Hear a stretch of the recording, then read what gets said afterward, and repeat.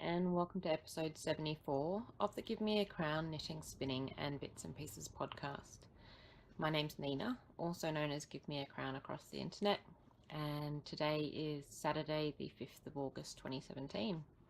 I'm coming to you from the central tablelands of New South Wales in Australia, and it's a bit of a windy day out here today, so hopefully the recording doesn't capture too much of that wind, but apologies if it does.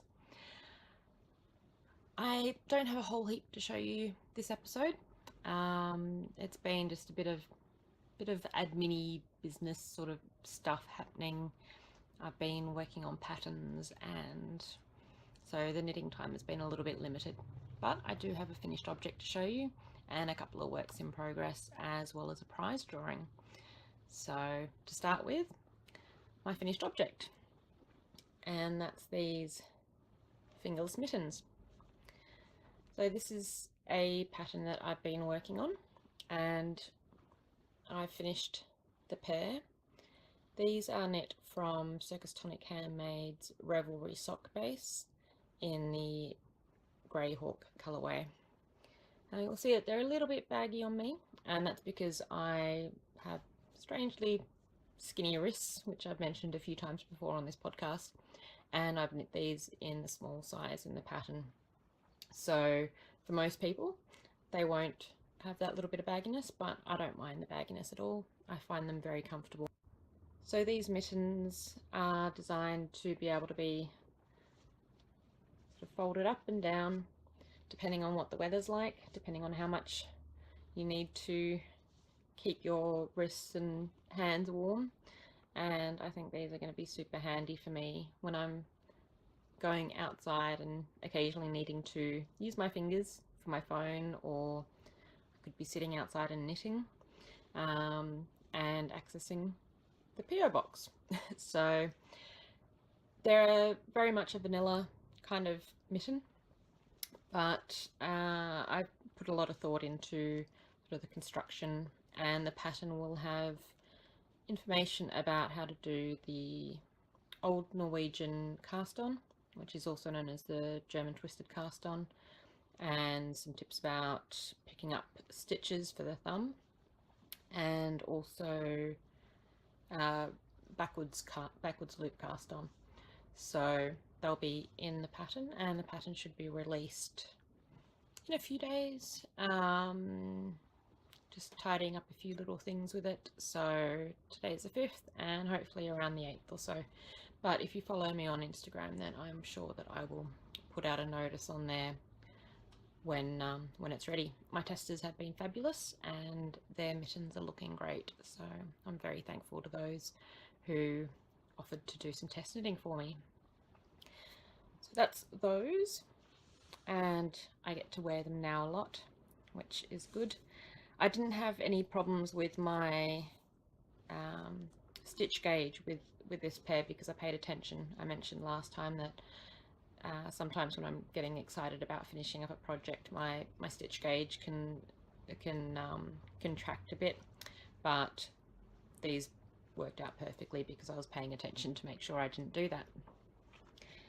My works in progress are that I've been thinking about knitting a summer top, and it's a little bit early because it's still winter here, it's cold, I'm feeling a little bit croaky, and I probably shouldn't even be thinking about summer things yet, but I've been wanting to give this yarn a go. So this is Blacker Lioness. It's pure wool with linen, so it's 50% Falkland, what was it, 50% Falklands wool and 50% linen. And I ordered this from Skane Sisters in Sydney when they opened up their shop, and I've been wanting to do something with it, and I still haven't quite decided what I'm going to do, but I made myself a little swatch, and it's a little swatch, as is what I tend to do, but I've got just over 4 inches in width and just over 2 inches in height in the stockinette section, so to me that gives me a pretty good understanding of how the yarn will behave. When I'm measuring my gauge, I sort of measure in a few different spots on the swatch just to sort of see if there's been any change as I've been working along, and for the height I'll do the same. So I'd sort of get a sense of how consistent my stitches are.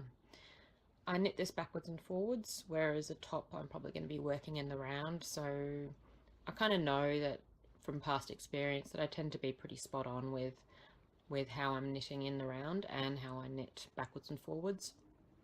I definitely wasn't when I first started knitting garments. My row gauge definitely changed depending on which way I was knitting, but these days it seems to be pretty consistent. So I haven't knit with linen before, and I found this, it's a bit of a harsh kind of yarn. It definitely feels rusticy, and that's the linen sort of in the wool, I think. And I don't know about Falklands wool, it might be a rustic kind of wool as well. And just knitting in general I found fine, but when I was purling I found it just a little bit more awkward on the fingers. But I think it's something that, as long as I wasn't knitting sort of 5 hours straight, I don't think it would be a problem. I was using higher sharps to try it out with, and I found it very easy to knit on the metal needles. I've knit cotton yarn before on wooden needles and found that sort of a bit of a chore, but I think if I'd have done that on metal needles then it probably would have been just as easy as this was. So I knit myself a little swatch. I measured it before I washed it, and then I gave it a wash and measured it again, and my gauge didn't change too much. It changed about a stitch in width-wise and height-wise, which was interesting.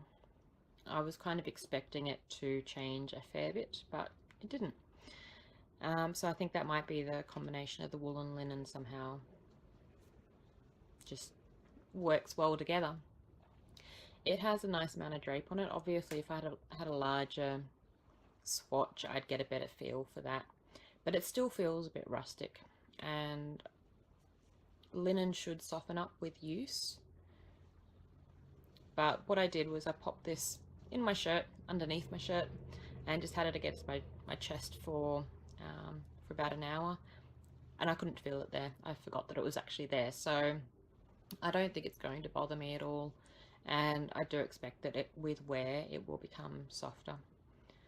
So I'm just a little bit stuck about which pattern to use. I've got four balls of this yarn, so 200 grams, which isn't a lot, and my original thought had been to knit the Isla top, which I've knit before, and it's still an option. I basically swatched this with that intention, looking at the needle size that I needed for that and the gauge, and I might just have a bit of a look around for something else, but I think I kind of like that top, so I might do another one of those, and then it will be ready for summer.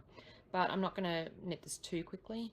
It's just something to play around with a little bit, and just have happening in the background while I work on some other things, because I do have a shawl that I want to cast on this weekend, and that's going to take priority because it's one of my designs. So that's my little swatch. I really love that grey colour. I think it's beautiful, and it would just be absolutely perfect for me. So that's that one. And then I have picked up my sock yarn blanket, and I've knit a few squares. So I've got this square in the corner, which I knit with some Daydream Yarns yarn. This one is Skein's top drawer sock, and then this one is another Daydream Yarns yarn. So I've been putting some more squares in and contemplating how big to make my blanket again. It's going to be like the never-ending ponderance, because it's almost getting to the size where it will be for one person. But if I find myself a lovely farmer, then maybe I should make it a double. Things to ponder. I don't know. I think I'll do a couple more rows and then sort of see how it's feeling. And I'm definitely still keen to cast on a, or to start, hook on a crochet blanket as well with some leftovers. So I don't know, maybe this one will be for me. So we'll see. But it's a fairly sizable thing and lots of yarn tails to weave in. I've had one acquisition in the past few weeks, and it was a gift sent to me by Christy, who is one of the girls in the Yarn Cafe, and she has published her shawl pattern, Moving to the Country, and it's a gorgeous shawl. It can be knit with a few colours, lots of eyelets, and she's currently running a knit along in the Girls in the Yarn Cafe Ravelry group. So if you're interested in knitting up a shawl, then check that out. Thank you very much, Christy, for sending me a copy of your pattern. I'm looking forward to casting it on once I get my next shawl out of the way. Apart from that, no more crafty stuff on my end, but I have a giveaway to announce. So we had the Anything Goes knit along going on in the group, and I have this skein of Dingo Dyeworks Uluru in the Fair Dinkum base, and this is a gorgeous fingering weight skein of yarn. It's 100% ultrafine merino, 400 meters, and absolutely lovely.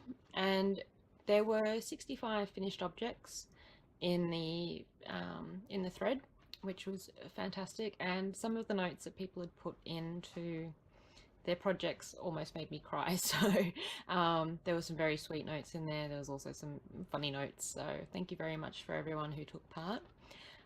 Because there were so many entries, I did the drawing beforehand, and I used Google's random number generator to generate the numbers until I found a finished object.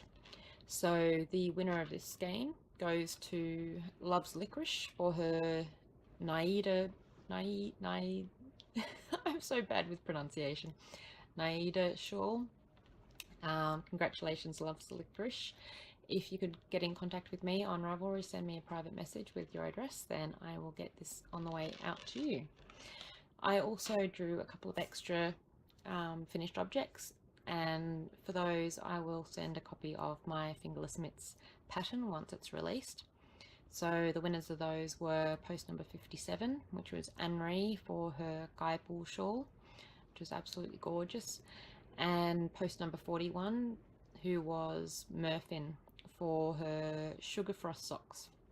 So congratulations to the two of you. If you could send me a PM on or private message on Ravelry and let me know that you've seen this, I will then get that pattern off to you when it's published.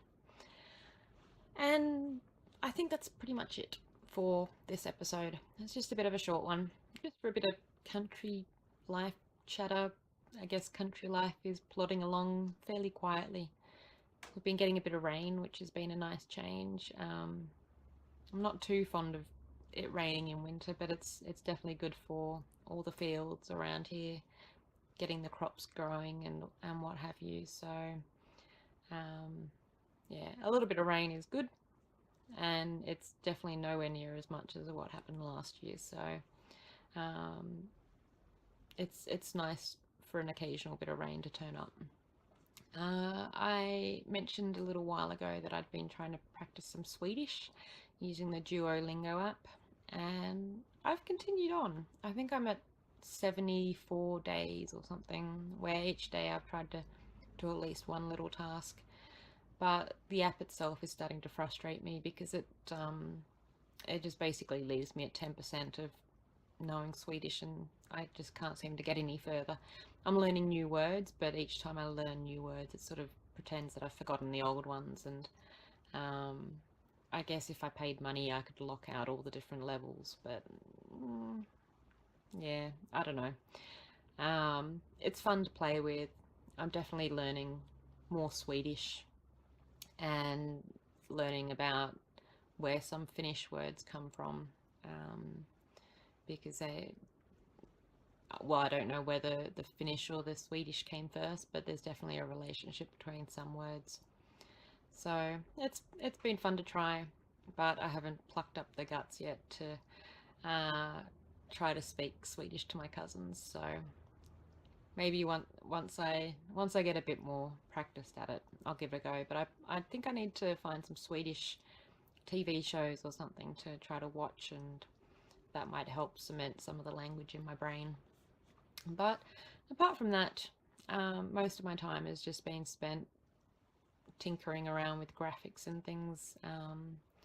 I've been trying to draw diagrams of how to how to do certain techniques and things for my patterns. So it's been fun trying to do something a little bit different than sewing for a little while, but I'm definitely getting back into the sewing for the Etsy shop. So there will be more bags turning up in the shop very soon. Uh, Nothing much more exciting than that, I'm afraid. It is what it is. It's a quiet little life out here, but I hope that you're well and enjoying your knitting or crocheting or spinning or whatever you're doing, and that the sun is shining. And I'll see you soon.